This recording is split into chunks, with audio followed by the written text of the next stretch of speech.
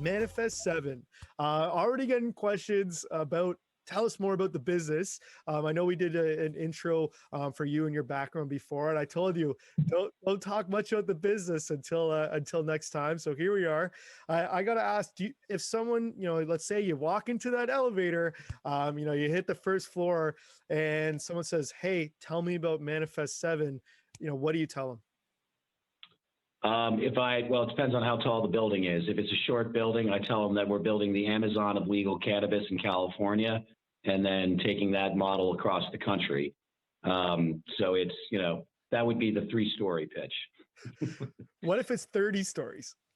If it's 30 stories, I would tell you we're building the Amazon of legal cannabis in a very similar way that Amazon built their business. So we started with the notion of, disintermediating kind of the way that the industry had been built. And so our focus was primarily on distribution, which was a huge deficiency in the space, and integrating that with retail, with a particular focus on on-demand delivery retail, because that creates captive fulfillment that doesn't exist right now from the end of the supply chain to the front door of the end user. And if you kind of look at the way Amazon started, they were an e-commerce virtual business. They put most of brick and mortar retail out of business. And then a couple of years later, they ended up in the brick and mortar retail business with Whole Foods and others, right? So we're kind of doing that. We started with delivery, which is more of a virtual e-commerce concept, and we've reverse engineered into the brick and mortar storefronts, i.e. the dispensaries, to augment a distribution platform that's already in place. That's a B2B service. It's extremely fundamental to the supply chain, kind of like Amazon's AWS service.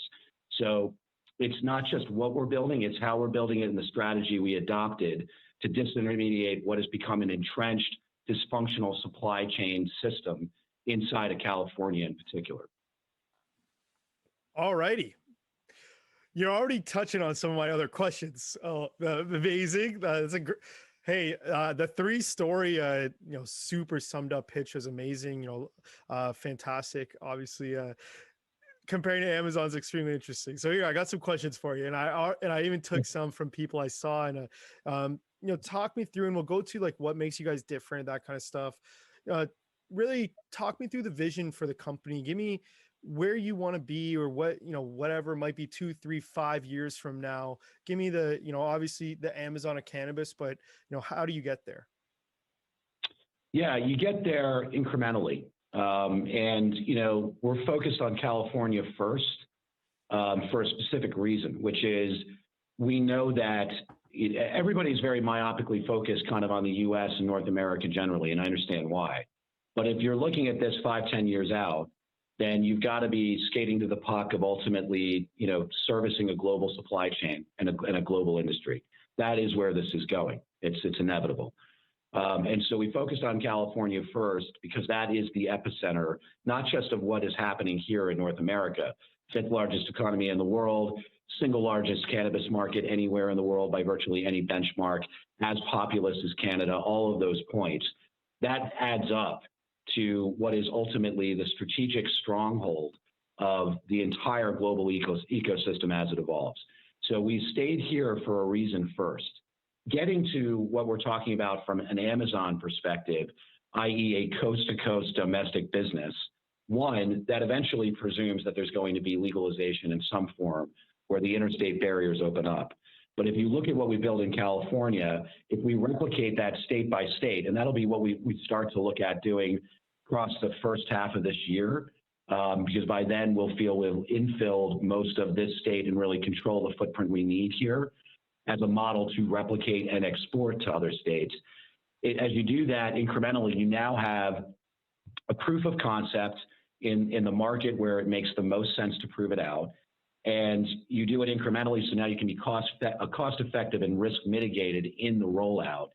But ultimately, if you can position enough states just doing that over, say, the next 3 to 4 years, by the time that you get to legalization, with our model in particular, after the interstate barrier is lifted, and this is legalized at the federal level, there is no redundant infrastructure anywhere. Everything is perfectly complementary, and it all gets connected very organically. How?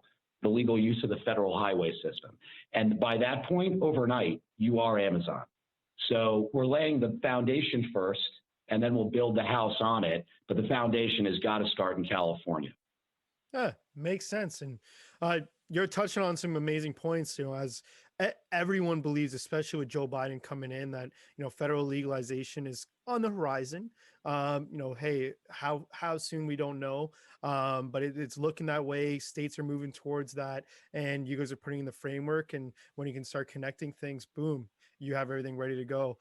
We saw questions I'd love to ask and really get it from you, of course. For people that are just hearing about ManifestSeven for the first time, how are you different than another weed stock? People are saying, and I'd love to hear how you would position that answer. Yeah. Yeah, it's a really fundamental point. So in order to understand how we're different, you kind of have to establish the benchmark first, right? So what is the standard in the industry for a weed stock, to use your term? If you look at the big guys, right, the prevailing model has been the MSO or the multi-state operator model. So operations in multiple states, unlike what I just said about staying focused in the biggest one first before doing that. That geographic focus has an implication that's really important. If you're going to replicate, a business from one state to another, most companies have chosen to do that by vertically integrating, which means they do everything from growing their own marijuana to extracting the oil to developing and manufacturing their own brands and packaged goods to selling those goods in their own retail. That is a ton of things to do, right? And the reason that most of them have chosen to do it is because of this interstate barrier issue. They need to actually be self-sustaining as an ecosystem every time they open up in a new location, state by state. What we've done is take a different view, which is at some point, for example, like we were saying, when you lift the ban on the interstate commerce, you're not going to need 500,000 square feet of grow facilities, say, in South Dakota. It's just not going to happen. So why do that now? Why make that investment now? It's ultimately going to be redundant and legacy. What we've done is taken a different approach. We've said, you know what? We're not going to do everything. We're going to do everything that matters inside of this very defined discipline box, distribution and retail. And we're going to integrate those two sides of the enterprise in a really unique way. And ultimately what that means is where most have gone vertical integration and they do everything, we believe that like every other emerging nascent market, this one is going to evolve away from verticalization and to specialization. And that's why we picked distribution, is ultimately we're solving problems that every operator in the industry has, but we're doing it without the attendant baggage of growing, extracting, manufacturing, all of that. That's not our core competence. So it's our focus and the integrated way that we focus that I think makes us different from a lot of the other companies. And as we go further down the road here, will make us more sustainable and ultimately more profitable. You've had the conversation before, and hey, it shows, and it's awesome. And really, and it's funny, there's lots of people have concerns sometimes in this industry. And one you already touched on, things are becoming outdated, the business models are becoming outdated, and people even say already, I actually even had this list for a Q&A video we are going to do coming up. People have questions about supply versus demand, and how big of an issue is that right now in the cannabis industry. Some people have a feeling there's 10 times the supply as there is the demand. What's your take, just quickly, as an expert in what you're seeing? What do you see from a supply demand factor? Oh, I mean, the demand is not going anywhere but up. And that's just a function of adoption, which is just a matter of time, and we've been seeing it happen. Oh yeah. The supply issue is kind of, you have to put it in context. Yeah. It's not just supply; it's the whole supply chain that needs to be reimagined and reconstructed in some ways, certainly optimized. And that's, again, that puts us squarely in the center of kind of the evolution of the space, because that's ultimately going to happen at the distribution level. The issues with supply you think is about cultivation. In a lot of ways, it's not. It's about distribution. And so that's why it really matters, in terms of the longevity and kind of the sustainability of this space, how everything downstream actually functions. And so that's why we are where we are in it. I'm not as concerned about the long-term supply issues here. That's just an industry working itself out. We know the demand is there. We know the demand is increasing. We know the demand is going to go more global. The fundamental problem is, how do you manage the demand and ultimately service it? And so that, to me, is actually more of a downstream than an upstream issue. Yeah, cool. Oh, it's amazing insight. Obviously, you've looked at this, you look at other business models, and we can do some cool videos coming up. But this was an amazing one, kind of about Manifest Seven. Is there anything else you wanted to say about Manifest Seven, in terms of, it could be how you're different, the vision, the business, anything you want to let people know, and especially for people who are just hearing about the company for the first time? Is there anything you want to tell them?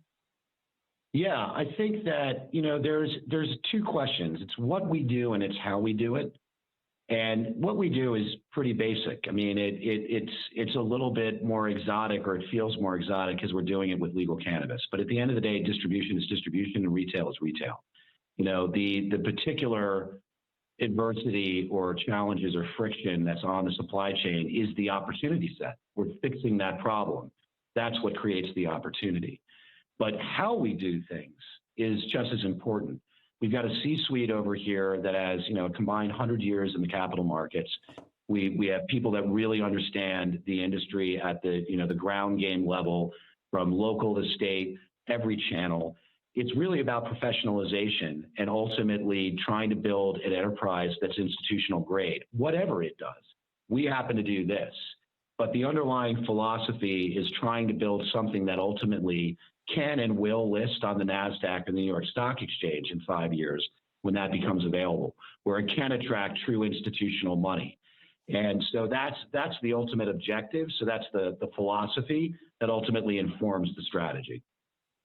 Incredible. No, look, you're an expert. Obviously, if people have watched, I do encourage watching the first video I did with Sturge. Incredible background. Here is insight. Past, investment banker, Harvard grad, insane resume. And hopefully that people are encouraged to ask questions. Whether you're looking at cannabis for the first time, as an investment interest, you name it. Would love to see people ask some questions below. We can do some Q&A videos coming up, but also about the industry. If you're seeing other companies out there you want to talk about, you want to mix in some questions, we'd love to get that. But Sturge, thanks for coming on. This was an awesome second video. No, happy to do it. Always good to chat. Thanks so much.